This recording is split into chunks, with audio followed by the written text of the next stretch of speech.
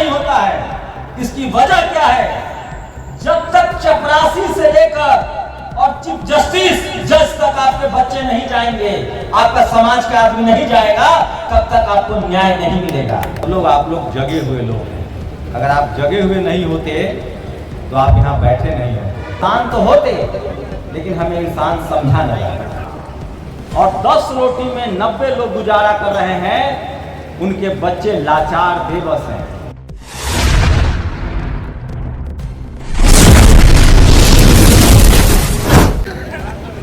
बाबा साहब मानने वाले संविधान मानते हैं। ऊपर आइए, वहाँ पर जाइए, वहाँ जाइए ना, आगे जाइए। नहीं यहाँ से कीजिए। आप सब जो भी लोग यहाँ हैं, सब लोग आप लोग जगे हुए लोग हैं। अगर आप जगे हुए नहीं होते तो आप यहाँ बैठे नहीं हैं। लेकिन जो इस देश में जगे हुए लोग हैं, हम सब की जिम्मेदारी है कि जो शोषित वंचित समाज में नहीं जगे हैं, उनको घर घर जाके जगाएं। और ये लड़ाई सचमुच मंच पर बैठने की है। इस समाज में जिन लोगों को मंच दिया गया, जिनसे उम्मीद की गई थी कि वो अच्छा व्यवहार करेंगे, सबके लिए न्याय करेंगे, उन लोगों ने जाति देखकर और धर्म देखकर न्याय करना शुरू कर दिया। इसलिए मंचों की लड़ाई तेज हो रही है। कल मुझे आना था, मैं नहीं आ पाया, उसके लिए मैं माफ़ी चाहता हूँ। और मुझे उम्मीद है आप लोग माफ़ करेंगे, क्योंकि संसाधन नहीं है और तमाम तरह की व्यस्तताएं हैं। मेरा नाम शंभू है, मैं नेशनल दस्तक चलाता हूँ और संविधान और बाबा साहब के विचारों को लोगों तक पहुँचाता हूँ। मुझे लगता है कि मैं थोड़ा सा जगा हुआ हूँ, तो जो लोग नहीं जग रहे हैं उन तक पहुँचाऊँ। कल 11 अप्रैल था, ज्योतिबा फुले की जयंती थी।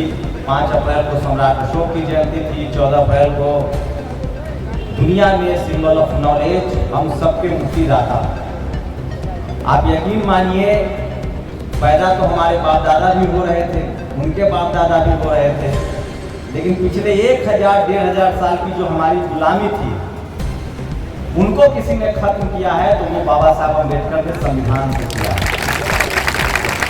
तो आप यकीन मानिए, आज जो हमारे शरीर पर कपड़ा है, आज जो हम आपके सामने बोल रहे हैं, हमारे माँ बाप ने हमें पैदा किया, हम धरती पर आए, लेकिन जो वैचारिक हम लोग जो संतान हैं, वो फुले, पेरियार, अम्बेडकर, बाबा साहब अम्बेडकर के हैं। और वो न होते, उनका संघर्ष न होता, उनका बताया रास्ता न होता, तो हम इंसान तो होते, लेकिन हमें इंसान समझा नहीं। तो उनको कितना कृतज्ञता हम लोग प्रकट करें। मैं मोटी मोटी 2-4 बातें कहूँगा, और वो जरूरी इसलिए है कि आज भी इस देश में आज़ादी के 75 साल बाद इस देश के 90% लोगों की स्थिति नहीं बदली है। 10% लोगों के पास, मान लीजिए देश में 100 रोटी है खाने के लिए, तो 90 रोटी 10 लोगों के पास है। वो खा खा के मोटा हो रहा है। और 10 रोटी में 90 लोग गुजारा कर रहे हैं, उनके बच्चे लाचार बेबस हैं।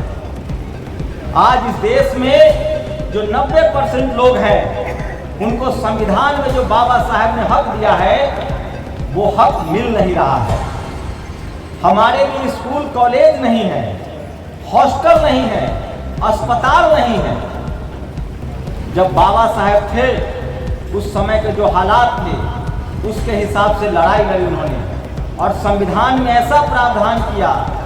उनको उम्मीद रही होगी कि 20 साल 25 साल में हमारे लोग जग जाएंगे और वो अपनी किस्मत बदल लेंगे, लेकिन हम लोग शायद नहीं जगे हैं। अगर जगे होते तो ये हॉल भरा होता। और नहीं जगने से किसका नुकसान है?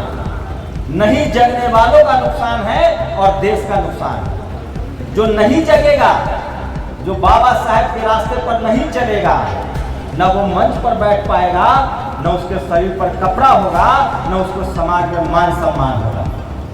मैं बाबा साहब को इसमें बहुत स्वार्थी आदमी हूँ, बहुत स्वार्थी। बाबा साहब को मैं इसलिए मानता हूँ क्योंकि बाबा साहब का विचार न होता तो न मैं अमीर होता, न मेरी समाज में इज्जत होती, और न मैं पढ़ना लिखना और बोलना सीखता। तो आप भी स्वार्थी बनिए, और बाबा साहेब के विचारों को आत्मसात कीजिए। मैं दावे के साथ कह सकता हूं, आजादी के समय जिनके बाप दादाओं ने फूले, पेरियार, अंबेडकर और बाबा साहेब के विचारों को मान लिया, घर में उनकी मूर्ति लगा ली, आज वो एसपी, डीएम, कलेक्टर हैं। और जो नहीं जगे हैं वो आज भी हमारे भाई लाचार, बेबस और मजदूर हैं। आप देख लीजिए अपने समाज में, आप दादा झूठ बोल रहे हैं। जिनके घर में जितना पहले बाबा साहेब की तस्वीर आई, वो उतना बड़ा नेता, वो उतना बड़ा बिजनेसमैन हमारे समाज में जो भी लोग हैं, वो सीएम पीएम बन गए। जो बाबा साहेब के रास्ते पर चलेगा, फूले, पेरियार, अंबेडकर के रास्ते पर चलेगा, जगदेव बाबू के रास्ते पर चलेगा, उसकी गरीबी दूर होगी। और जो तथागत बुद्ध के रास्ते पर चलेगा, वो तो बाबा साहेब के विचारों से लैस होकर दुनिया में अमर भी होता है। जगदेव बाबू अमर है, किनके विचारों पर चल रहे थे? बाबा साहेब के विचारों पर चल रहे थे। माननीय कांशीराम साहब अमर है, वो किनके विचारों पर चल रहे थे? बाबा साहेब के विचारों पर चल रहे थे। तो जो लोग भी बाबा साहेब, मुझसे लिखवा लीजिए स्टाम्प पेपर पर, उसकी गरीबी भी दूर होगी, मान सम्मान से भी जिएगा, और वो आंख में आंख डालकर कोई जातिवादी, मनुवादी उसको डरा नहीं सकता है। लेकिन शर्त इतनी है कि बाबा साहेब के विचार को मानना पड़ेगा, उस पर चलना पड़ेगा, पढ़ना लिखना पड़ेगा और संवैधानिक अधिकार को जानना पड़ेगा। ये समझिए, ये एक लास्ट बात कह रहा हूँ। मेरे पास, मैं ज्यादा बहुत पढ़ा लिखा नहीं हूँ, बहुत पढ़ नहीं पाया। जो बाबा साहब को पढ़ा हूँ, हमारे पास जो सबसे बड़ा हथियार है आज के समय में, अगर हम राजा के बेटा होते तो राजा होते, वो दौर खत्म नहीं हो सकते हैं। आप खूब जमींदार हैं, आप बड़े बड़े सेठ साहूकार हैं, तब भी आपका इस देश में उतना ही अधिकार है जितना एक गरीब और मजदूर का अधिकार है। हमारे पास जो सबसे बड़ी संपत्ति है वो वोट की संपत्ति है, जो बाबा साहब ने दिया है। और जिस दिन हम लोगों ने इस देश के 90% लोगों को ये समझा दिया, ये जो वोट की ताकत है, इसका अगर तुमने सही इस्तेमाल कर लिया अपने फायदे में, अपने बच्चों के भविष्य के लिए, अपने समाज के लिए, अपने देश के लिए, उसी दिन तुम्हारी गरीबी, लाचारी और बेबसी दूर हो जाएगी। आप सोचिए, बड़े बड़े साहब लोग जो साल के 365 दिन जाति के गुमान में घूमते हैं, जो हम पर अत्याचार करते हैं, चुनाव के समय हमारा पैर पकड़ते हैं। इसका मतलब है कि सबसे बड़ी ताकत वोट की ताकत है, सबसे बड़ी संपत्ति वोट की संपत्ति है, और ये संपत्ति बाबा साहब ने दिया है। अभी 2 दिन पहले मैं बैठा हुआ था, नाम नहीं बताऊंगा, एक आदमी आया अमीर परिवार से, कहा कि हम तो चुनाव की तैयारी शुरू कर दी, सारे अपने इलाके के लोगों का अस्पताल में इलाज करा रहे हैं, सबको पैसा बांट रहे हैं, मदद कर रहे हैं। हम बोले कि बहुत महान आदमी हो, अच्छा काम कर रहे हो। तो नहीं भैया, चुनाव लड़ना है। अब सोचिए, जो चुनाव से पहले 100 लगाएगा, उस चुनाव जीतने के बाद लूट लेगा। तो जो मुफ्त में आपको दिया जा रहा है 5 किलो राशन, ताकि आप स्कूल अस्पताल न मांगे, नौकरी न मांगे। आपको जो धर्म का डोज दिया जा रहा है, मैं आप लोगों से गुजारिश कर रहा हूं, अगर आपको अमीर बनना है, आप किसी भी धर्म के मानने वाले हो, वो आपकी आस्था है, लेकिन धर्म के नाम पर अगर आप तलवार चलाएंगे, हिंसा करेंगे, लड़ेंगे, पिटेंगे, तो आपका नस्ल बर्बाद होना है। हमसे लिखवा लीजिए। अगर आपके बच्चे जातीय दंगा में जाते हैं, सांप्रदायिक दंगा में जाते हैं, धर्म के नाम पर त्रिशूल तलवार चलाते हैं, तो आपका बच्चा भी जेल खटेगा और 7 पुश्ते आप लाचार, बेबस और गरीब रह जाएगा।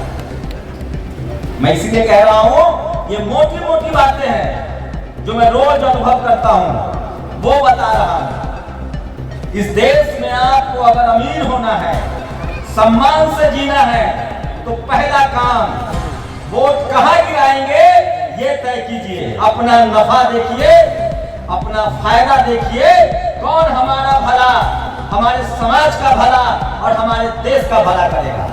और दो चीजें का गांठ मान लीजिए, जो धर्म के नाम पर वोट मांगे उस समझ लीजिए आपका सबसे बड़ा दुश्मन है, उसको बिल्कुल वोट नहीं देना है।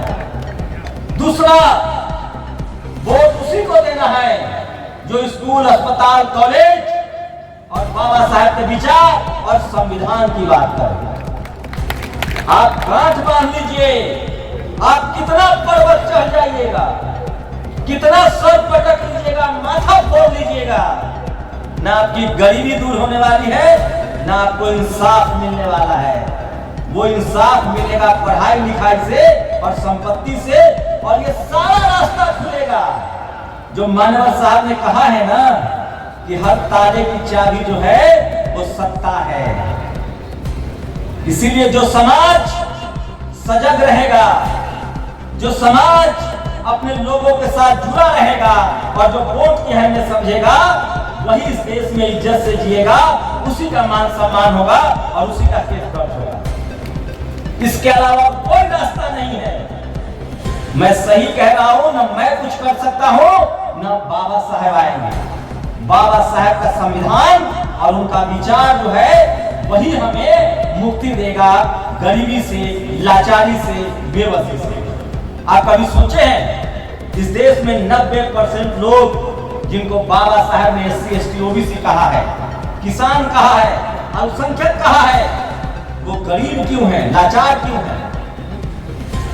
किनके महिलाओं के साथ दुर्व्यवहार होता है? किसका थाना में FIR नहीं होता है? इसकी वजह क्या है?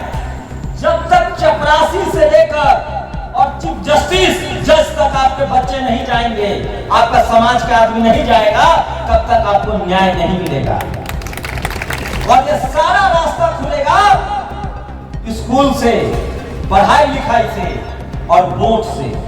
जब आप अपने समाज के लोगों को चुनेंगे, स्कूल अस्पताल बनाने वाले लोगों को चुनेंगे, तब आपके बच्चों को पढ़ाई लिखाई मिलेगी और चपरासी से लेकर चीफ जस्टिस तक बनेगा। और वोट की ताकत से जब आपके लोग MP और MLA बनेंगे, संसद और विधानसभा जाएंगे, तो आपके बच्चों के लिए वो ऐसी रणनीति बनाएंगे, ऐसा नियम बनाएंगे कि उनके शरीर पर कपड़ा हो, वो पढ़े लिखे और आपको न्याय मिल सके। और कोई रास्ता नहीं है, आप गांठ बांध लीजिए। हम लोग भटक भटक के मर जाएंगे, सर फोड़ लेंगे, कुछ नहीं होने वाला है। सिर्फ पढ़ाई लिखाई।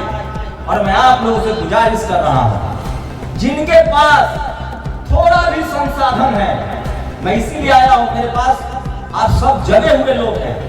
फूले, पेरियार, अंबेडकर, बाबा साहब के योगदान को आप जानते हैं, आप सारी कहानी जानते हैं, सारा इतिहास जानते हैं।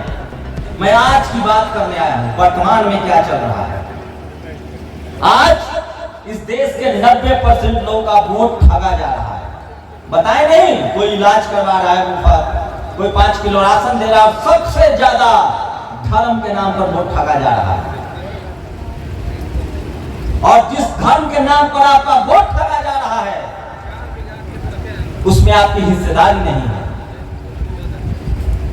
आप सिर्फ दानदाता हैं। ये तो संविधान न होता तो हमें तो पूजा पाठ भी नहीं करने दिया जाता है।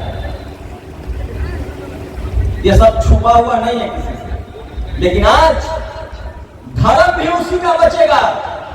आप लिख लीजिए, आप किसी भी धर्म के मानने वाले हो, धर्म भी उसी का बचेगा जिसकी सरकार होगी। जब सम्राट अशोक का राज था तो तथागत बुद्ध और धर्म का प्रचार प्रसार हुआ। आज जिन लोगों की सरकार चल रही है, जो लोग सत्ता में हैं, वो हमें सिर्फ धर्म के रास्ते पर हिंसा के लिए तैयार कर रहे हैं। वो हमारे लिए स्कूल अस्पताल बंद कर रहे हैं। आज सरकारी स्कूल बंद हो रहा है, सरकारी कॉलेज बंद हो रहा है। ये जानबूझकर किया जा रहा है। इस देश के जो मजदूर थे, जो मजबूर है, लाचार है, बेबस है, पहले जाति बनाई कि ये नाला साफ करेगा, ये चमड़े का काम करेगा, ये खेती करेगा, ये भैंस पालेगा, ये मजदूरी करेगा। और जब बाबा साहब ने संविधान दे दिया और कहा कि नहीं, सब पढ़ेगा लिखेगा, सब एसपी डीएम कलेक्टर सीएम बनेगा, सब सीएम पीएम बनेगा, तब इन लोगों ने आज के दिन में स्कूल कॉलेज के रास्ते बंद कर दिए। आप जान लीजिए कि बहुत बड़ी साजिश हो रही है।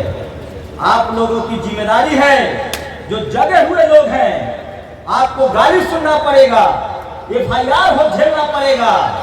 लेकिन अगर आप चाहते हैं कि आप आगे बढ़े, आपका समाज आगे बढ़े, तो कम से कम रोज 2 घंटा पैदल चलिए। अपने अपने गांव में, परिवार में, टोला में, पड़ोस में जा के लोगों को समझाइए कि क्या चल रहा है देश में। संविधान बदलने की